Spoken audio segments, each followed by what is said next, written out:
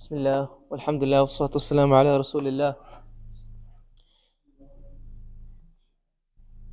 Our companion for the day is Wahshi ibn Harb, radiallahu anhu, who the historians write about him that قتل خير الناس بعد محمد صلى الله عليه وسلم وقتل شر الناس أيضا. He killed the best of people after the Prophet صلى الله عليه وسلم, and he killed the worst of people as well. And this companion is Wahshi ibn Harb, a person who, before, at the early beginnings of the message of Islam, he wounded the hearts of the Muslimin. He left an unhealable wound on the hearts of the Muslimin and dealt them a blow by killing the uncle of the Prophet ﷺ, Hamza ibn Abdul Muttalib radiallahu anhu. And he was a person who later on healed the hearts of the Muslimin by killing their greatest enemy afterwards. And so his is a story of redemption and of him with the same lance doing something extremely bad and then doing something extremely good to redeem himself. His kunya, his name that he would be called by, was Abu Dasma. And he narrates to us his own story. He says that I was a slave, an Abyssinian slave, who belonged to Jubair ibn Mut'im. Jubair ibn Mut'im was one of the mushrikeen who he had his own uncle killed by the Muslims in the Battle of Badr. In the Battle of Badr, the mushrikeen got together with the goal and intent of wiping out the Muslims. And it was supposed to be an easy victory for them. And instead, they were not only defeated, but lost so many of their esteemed chiefs. And Hamza, radiallahu anhu, the uncle of the Prophet sallallahu alaihi wasallam, had killed so many of the esteemed mushrikeen in the Battle of Badr. And one of those people he killed was the uncle of the slave owner of Wahshi, Abu Dasma. And so Jubair, he tells him that if you take revenge from my uncle and you kill Hamza, I will set you free. In our next battle, in the Battle of Uhud, you kill him and I will give you freedom. And so Wahshi goes into the Battle of Uhud with one goal, one intent, just to kill the uncle of the Prophet ﷺ. This is before he accepts Islam. And he says that I never miss with my spear. I know when I throw my spear, it will hit its target. And so in this battle, he's hiding behind the ranks. He's not taking part in any of the fighting. He's hiding as he only has one target in mind.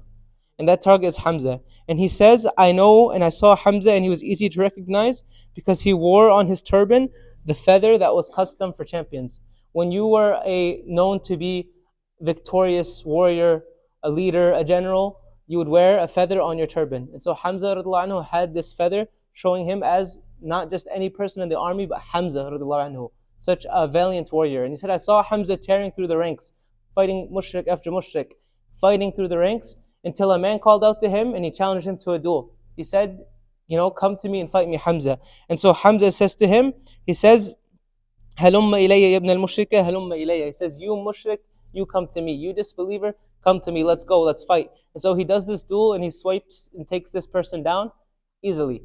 Right? Hamza radiallahu anhu could not be defeated in duels, could not be defeated in battle. But Wahshi takes this chance now. As soon as Hamza's finished this duel, he says, this is my chance, this is my opening, and he throws his spear. It lands and kills Hamza radiallahu anhu. And once he confirms that Hamza radiallahu anhu is killed, he takes his lance and he leaves and he returns to his camp. He said, I don't have interest in fighting anyone this day. I just wanted my freedom. He doesn't care about fighting the Muslims or not. He doesn't have any bad blood. To him, it's I kill him, I get my freedom. And so he returns to his camp. And he describes also the brutality he saw from the women of the mushrikeen. They would bring their women to watch these battles and to encourage them to be violent, to encourage them to get revenge. And so Hind bint Uqba, who later radiallahu ta'ala anha became a companion, she would go around and cut the nose and the ears of the dead Muslims. They would mutilate the faces and turn them into necklaces. And so let alone you have someone beloved to you die, you then also go and see their mutilated body. Like, it's enough for us to see innocent people die in Gaza, but to see their mutilated bodies. This is something the Muslims have seen from way before. And so you can imagine how much of a negative, impactful thing it was on them. And so he describes this scene that he saw and seeing how the women behaved. Then Islam begins to grow and spread. And Wahshi does not feel safe because I killed the beloved uncle of the Prophet ﷺ. And now the Muslims used to be weak and few in number, but now they're spreading here and here and here, and my time is coming. And he said, I only got more anxious when the Muslims took over Mecca. I had no choice but to flee to Ta'if. The Muslims, they liberated Mecca. Now he flees to Ta'if. And then not long after that, the people of Ta'if are also about to accept Islam. So he has nowhere to go. And he's complaining and he says, should I go to Syria? Should I go to Yemen? What do I do? And someone advises him. He says, Wayhak ya Wahshi. إن محمدا والله ما يقتل أحدا من الناس إذا دخل في دينه وتشهد بشهادة الحق.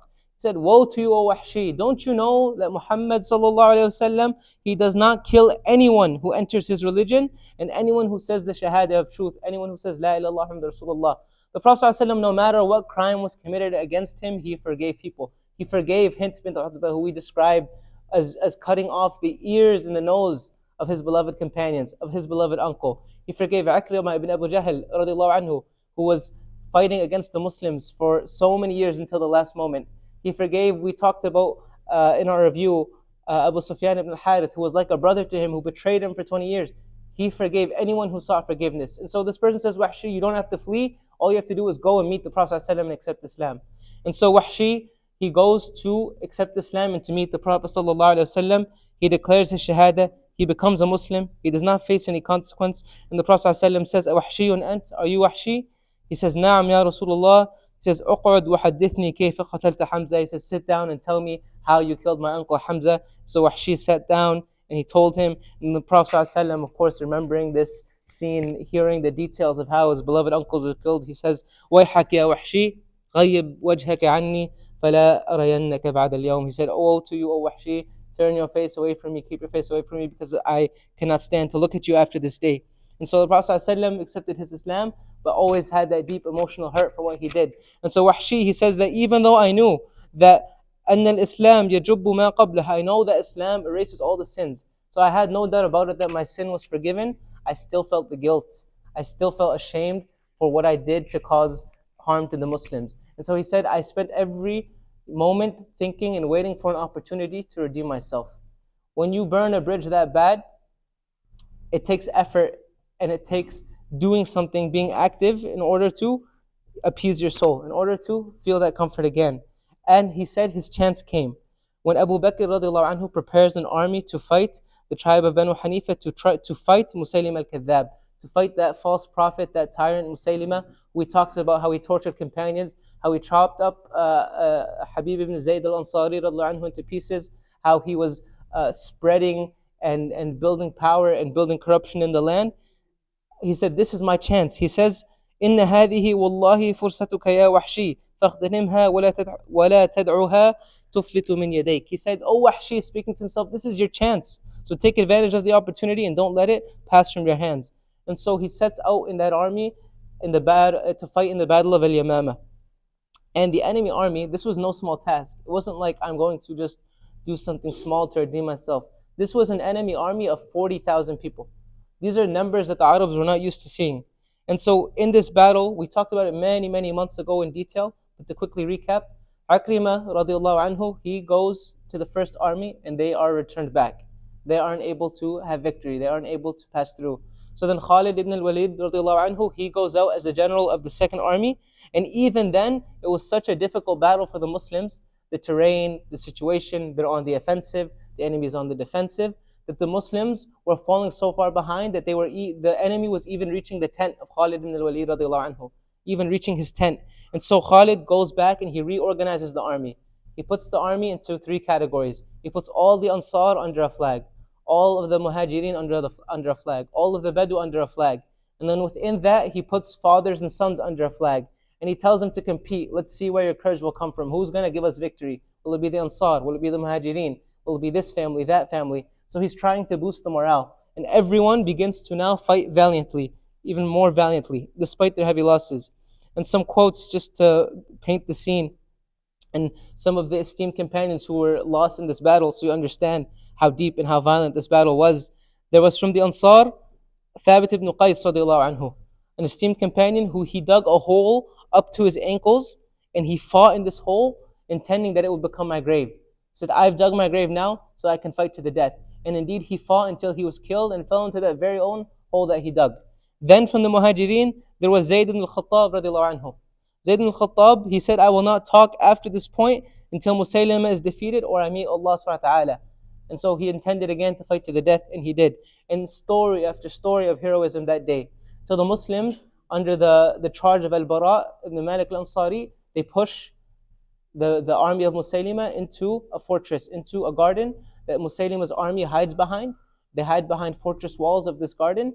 and they begin to just shoot arrow after Muslim at the Muslims. We talked about the heroic story where Al-Bara ibn Malik al-Ansari, he gets thrown over, he opens the gate, the Muslims start pouring in, and Wahshi radiallahu anhu, he pours in. This is my chance. Now he's hunting for Musaylima. And remember, he said, when I throw my spear, it does not miss. And he's a master assassin. And so he's hunting for Musaylima. He's hunting for this chance to redeem himself. And he says that he finds him, and he throws his spear, and his spear hits him. And at the same time, a person from Al-Ansar also slashes at Musaylima, and he says, فَرَبُّكَ يَعْلَمُ أَيُّنَا قَتَلَهُ. He said, Allah Ta'ala knows whose blow was it that killed Musaylima. Was it my spear that killed him? Was it the strike of the Ansar? But he said, فَإِن كُنْتُ أَنَا الَّذِي قَتَلْتُهُ أكون قد قتلت خير الناس بعد محمد صلى الله عليه وسلم وقتلت شر الناس أيضا. But if it is the wound that I delivered to him that killed him, then that means that I have killed the best person after the Prophet ﷺ, and I have killed the worst of people as well, Musaylima al-Kadhab. So this is what Wahshi, this was his story of redemption. This is the story of so many companions who Islam gave them vindication, who Islam gave opportunities for people to, as much harm as they did before Islam, they did even better and good after Islam. And so that is the story of Wahshi, a story we can benefit from. Allah Ta'ala allow us to benefit from and remember these stories and implement lessons from them in our lives. اللهم يا مقلب القلوب ثبت قلوبنا على دينك. اللهم يا مصرف القلوب صرف قلوبنا على طاعتك. اللهم إنا نسألك علما نافعا ورزقا طيبا وعملا متقبلا. اللهم إنا نسألك حبك وحب من يحبك وحب العمل الذي يقربنا إلى حبك. اللهم اهدنا واهد بنا واجعلنا سببا لمن اهتدى. اللهم انصر اخواننا المستضعفين في فلسطين، اللهم اشف مرضاهم وارحم موتاهم يا رب العالمين. اللهم انصر من نصر دين محمد صلى الله عليه وسلم واجعلنا منهم، واخذل من خذل دين محمد صلى الله عليه وسلم ولا تجعلنا منهم. اللهم عليك بالصهاينة وموالاهم، اللهم احصهم عددا واقتلهم بددا ولا تغادر منهم احدا. وصل اللهم على نبينا محمد.